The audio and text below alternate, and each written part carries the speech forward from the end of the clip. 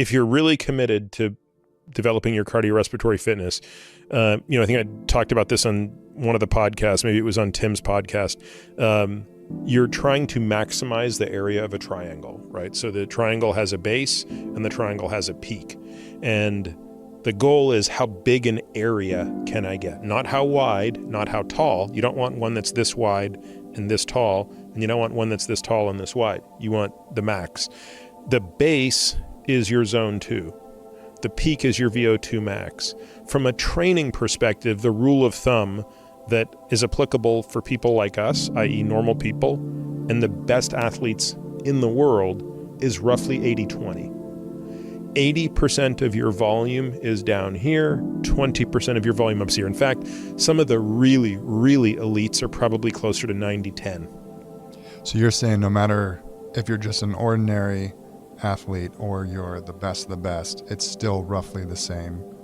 Tadej Pogačar, who's the greatest cyclist on this planet, 2-time winner of the Tour de France, absolutely mopping up the field of cyclists like they're children. That guy's doing 80 to 90% of his training at zone 2. And I know that for a red fact because we know who his coach is.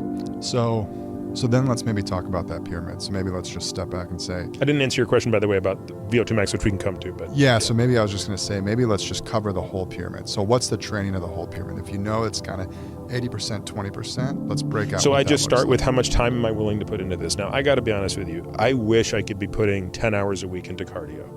I do. I mean, historically, I've put in 14 to 20 hours a week into cardio up until 10 years ago. So, I really miss those days. I miss being insanely fit. I miss that terribly, and I miss the joy of that much training.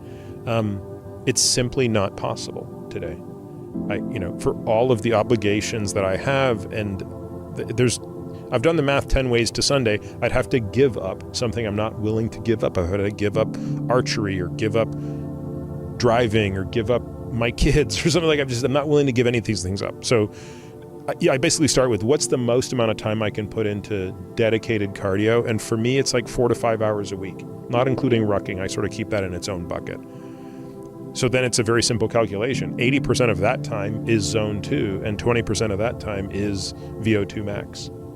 And how are you breaking out? Let's just start with zone 2. How many? I divide it into 4 workouts a week. So 4? Tuesday, Thursday, Saturday, Sunday. And do you always recommend doing it over?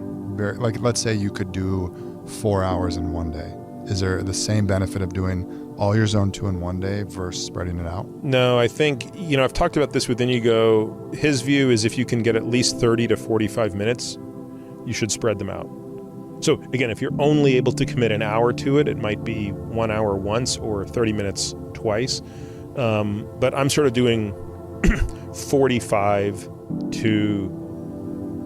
minutes to 60 minutes each time is what I do. And are you doing zone 2 VO2 max on the same day? One of those days. So Tuesday, Thursday is just zone 2, and then 2 long sessions of stability training. So it's call it an hour of zone 2, an hour of stability. Actually, why don't I just walk you through the whole week? Yeah. That'll be easier. So Monday is just strength training. So that's about 90 minutes to 2 hours when you include the stability training that I do as well. So movement prep, stability training, strength training, and that's all lower body. That's Monday. Tuesday is zone 2, followed by dedicated hour of stability. Wednesday is upper body strength and stability. Again, 90 minutes to 2 hours.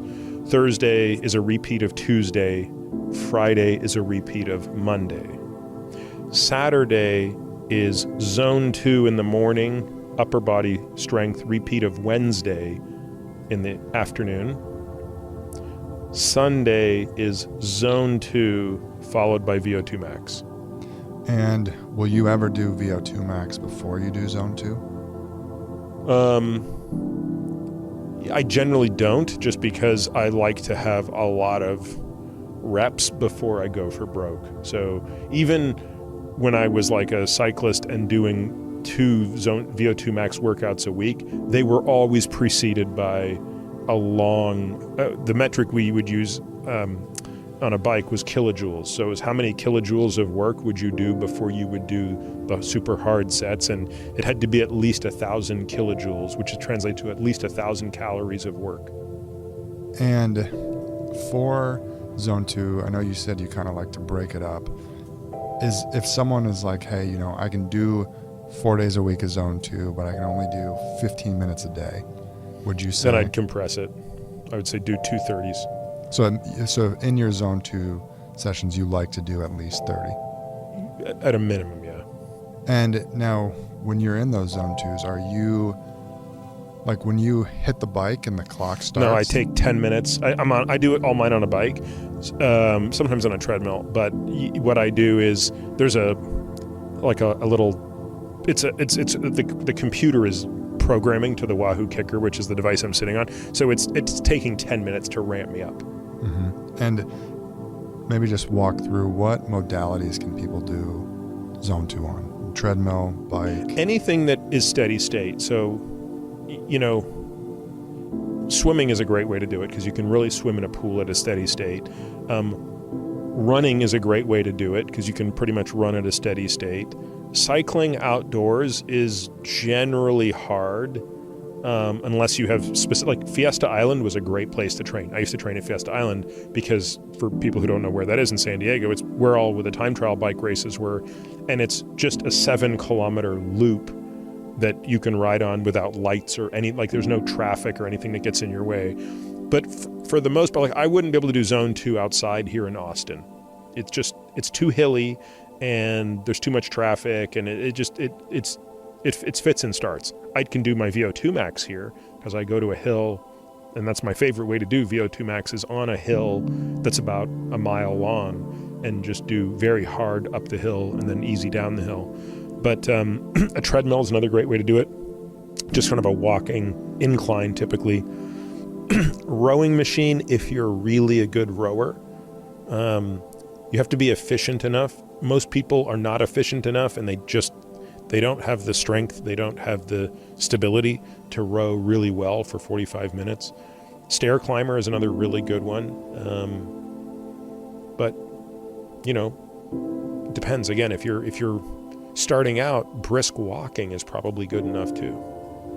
Yeah, and we don't have to get into all the reasons or the benefits of zone 2 because we have so many podcasts with Inigo, San Milan people can listen to, but you kind of hinted at another thing there, which is, you know, when you start your zone 2 workouts, you'll ramp up, but also a lot of times we get questions where, you know, hey, I did a 90-minute workout and I was in zone 2 for 45 minutes of it.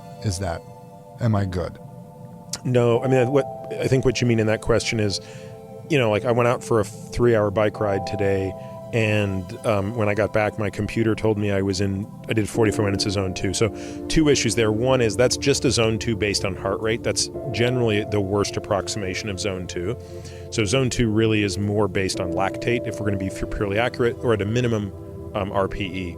But even if you posit that 45 minutes of zone 2 from your heart rate is roughly accurate, it's not the same physiologically, because usually you're passing in and out of zone 2 in that situation. And so you're not getting kind of that constant steady state churn, which you're looking for. What you're really kind of looking for is the harnessing of mitochondrial efficiency. And to do that, you have to be able to push oxidative phosphorylation right to its limit before you trip into glycolysis. And you're at the limit of that glycolysis being the dominant energy source. Whereas if you're on that ride, you're going into and out of glycolysis constantly. So it's not that you're so much in zone 2 for 45 minutes as that you passed through zone 2 for a sum total of 45 minutes, which again, there's still value in that, but not for what we're talking about. Yeah. And what about VO2 max? What modalities can you do VO2 max training on? Here I think it's probably easier in a way, right? Because it's pretty much anything that gets your heart rate up and gets you very tired.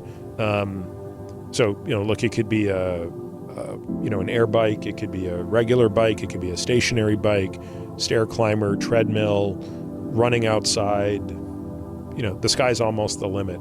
It's hard to do it on, it's hard. It would be hard to do it. I'm trying to think. I mean, heck, you could probably do it with something like burpees is probably pretty tough once you get into something that intense like jumping, because the sweet spot for VO2 max is kind of 3 to 8 minute intervals. So you don't want to be doing things that are so intense that you can't do them for at least 3 minutes. And so that's why I'd kind of hold off on that stuff. I mean, when I was young and I was really fit, I did a lot of it with jumping, but like those, I mean, I can't jump for 3 minutes anymore. Like I don't have, it's just that, I'm not that fit anymore. So I have to rely on easier things. And so what's your current VO2 max workout? So you mentioned kind of 3 to 8 minutes on. Is it? Typically I do 4 on, 4 off is sort of where I spend most of my time. Sometimes 3 on, 3 off on a rowing machine. I got into that quite a bit last summer, but these days, and sometimes, by the way, I just am in a bit of a rush and I'll just do 1 minute on, 2 minute off at a much higher intensity on the stair climber. So I have one of those like industrial grade strength climbers, and sometimes I'll just go sprint for a minute up the stairs, and then it takes me 2 minutes to get my heart rate back down to about 100, and then repeat that for 20 to 30 minutes. So that's kind of like my poor man's cheating VO2 max workout. But what I really like to do is 4 minute repeats, 4 minutes on, 4 minutes off. And on the 4 minutes on, are you going 100% for the full? Like how should someone think about? Yeah, this is one of those things you have to play with this. This is years and years of practice to know what that feels like. So again, I'm doing this on a bike, so I'm looking at wattage, and my watts are so low now, I'm embarrassed. So I'm not going to tell you what the watts are because they're so much lower than they used to be. But I have a sense of what I need to average my wattage over those 4 minutes. So I might go out at 105% of that wattage. And it feels pretty easy for the first minute. If it doesn't, I've gone too hard. By 3 minutes, I'm very uncomfortable. And at a minute, in that last minute, i.e. at 4 minutes, I don't have much left. So that's, if you go out all out in that first minute, you're not going to get to 4 minutes. You're just going to crash, and you're sort of not in that zone. So it's not, there's no question I positive split the thing, meaning I do more work in the first half than the second, but I don't want it to be more than about 10%.